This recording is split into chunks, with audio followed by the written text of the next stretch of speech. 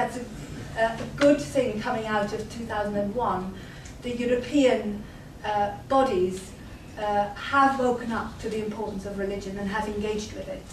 And one of my colleagues, Robert Jackson, has been engaged with, as it were, the processes of making religion part of the discourses at that level. And of course, what are the demands, what are the expectations of religious education? So these are all these, as it were, levels at which we can approach all of these areas.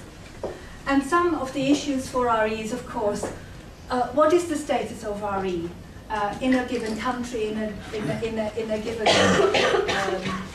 nation? What is the legislative framework? What is is it part of the national curriculum? In the UK, RE has a very, if you like, peculiar status because it is mandatory, but it hasn't got a national curriculum. It is organised according to what we call the SACRA system, the Standing Advisory Council for Religious Education. These are regional bodies, and they decide what's on the RE syllabus in order to make sure that the local and regional composition of the religious communities is reflected in that syllabus. And then, of course, we have to look at how the schools treat RE. Is RE actually a discrete subject, or is it combined with other subjects? For example, in some schools you find that religious education and citizenship, which is also a subject, are rolled into one.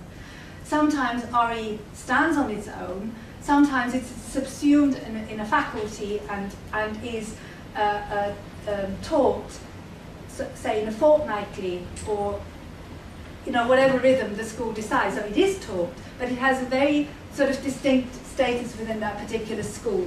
And then, of course, we have the question of who teaches it. Is it a specialist teachers? Is it non-specialist teachers? We have a mixture in the UK. And then those who are specialist teachers, how are they trained? Where are they trained? On and on it goes. And as I already said, what is RE expected to achieve? At the moment, in my view, RE is expected to do a lot within the curriculum. It is expected to promote tolerance and dialogue, community cohesion. It also needs to link with citizenship, but also with other curriculum areas. We have something called SMCS, which is the social, moral, cultural and spiritual development of young people, which the schools have to look after. And of course there are overlaps with RE. And then I already mentioned the prevent agenda in the post-9/11 era. And we have got a changing school landscape, and it's been changing for a long time, and it's changing all the time. We have obviously faith schools, which are now called schools with a religious character, which have a historical aspect to them, but also because of the link between the state and the church. So the Anglican church has always had church schools, if you like, but in recent years other religious communities have tried and successfully managed to set up schools, as it were, from their own point of view. So we have Hindu schools, we have Sikh schools, we have Muslim schools, but the schools themselves and their composition has changed a lot over the years and is changing all the time, and that is linked with the migration and immigration. So some schools, for example, may have a sort of majority white composition, and that may change in the course of 5-10 years to something completely different. And of course these schools need to adapt and adopt things that make the school work. We also have a change in the school landscape in terms of the kinds of schools that exist now. We have academies. These are, to all intents and purposes, state schools, but they're independent. They are taken out of the council, of the local council's authority, and answer directly to the minister. And what I put the Birmingham Trojan Horse affair, I don't know whether that has, as it were, come across the Atlantic. There is a range of schools in Birmingham who have been accused of promoting an extremist Islamic agenda through the governing body. I haven't followed it closely, but it is a very complex issue, and it's still going on. When I left yesterday morning, there was another item on the news about it. So, people have said, colleagues have said, who are engaged with this affair more closely than I am, that the academy's status has been part of the problem. Because the local council would have normally stepped into situations where they thought something was not quite right or needed investigation, but of course they haven't got the power to go into these schools when they are academies. So that's a challenge. And we also have free schools, which again are of a similar kind to the academies. And I have already talked about the changing school composition, which is related to the way migration and the religious landscape changes all the time. There are schools in the UK who have a large transitory body of pupils. They come into the school for very short periods of time and then are moved on, often related to asylum seekers or other reasons who as it were, come into the country but then have to go to other places. And of course there are language problems, and on it goes. And in terms of key issues for RE, the supranational agendas are also relevant for the national ones. The Toledo Guiding Principles have been, as it were, issued not so long ago, and Signpost is the most recent document that Professor Jackson has been involved in. For those of you who are working on the, as it were, religious education side in Canada, I think this might be a useful document to look at because it brings together a lot of the research around the European countries that has been going on. And of course the human rights issues come into it as well. So the school context is important, and also the school ethos, how a school treats religion. Is religion somewhere in the background, or is religion something that is part of the, as it were, the school life? And everybody understands where it fits in and how it is dealt with. And the community context is of course important in terms of the religions and the school's catchment areas, because the children who are around the schools will normally go to that school. And that is related to housing, socioeconomics, and that in turn is again related to immigration, because we know that certain groups, ethnic groups if you like, settle in particular areas for particular reasons. And the specificity of the geographical context is important. I've put, for example, the north of England because I just read an article by two people who looked at two towns sort of in the area of Manchester, and they said the very fact that these two towns, Oldham and Rochester, of Oldham you might have heard because of the riots unfortunately, but these two authors say that the very fact that they're so close to Manchester sort of puts them kind of in the shadow of a big city, and that has implications in the way people who live there feel towards their own, as it were, situation, but also towards the people who are around them.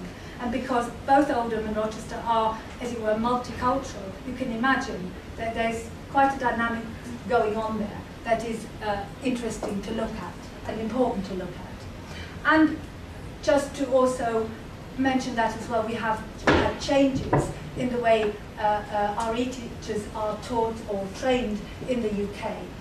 We used to have a training course at Warwick, but we don't anymore. Now, I have given you sort of a very, very broad canvas within which we are working. I want to now come down to the project that we did for 3 years between 2009 and 2012. We're still working on that project. The reason why the dates are important is simply because the funding, as it were, was allocated for that time. But the data processing and the, as it were, analysis of the data is still ongoing. This was funded by the equivalent of the Canadian Religion and Society programme in the UK, funded by the Arts and Humanities Research Council and the Economic and Social Research Council. They came together and put up the funds for this programme.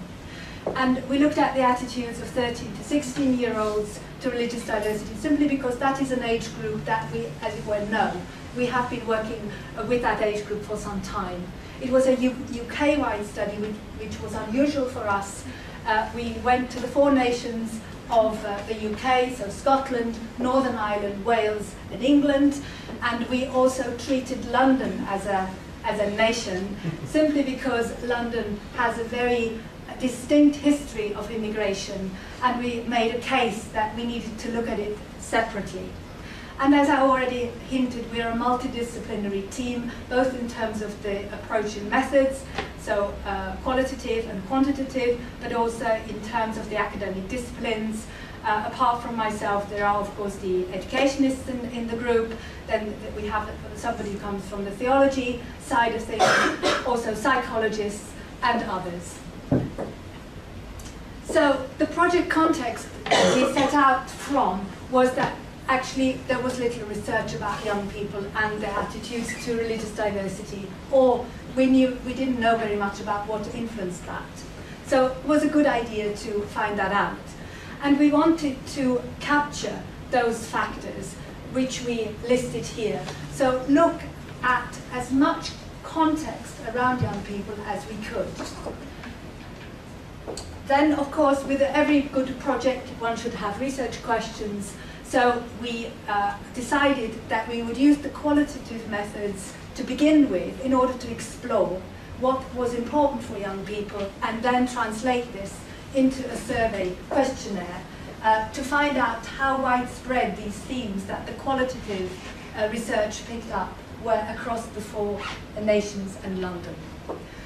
And then these are now, the following slides are now just, as it were, reflecting the multidisciplinary approach, that the differences, the approach of differences, psychology, social psychology, then empirical theology, and then the qualitative research.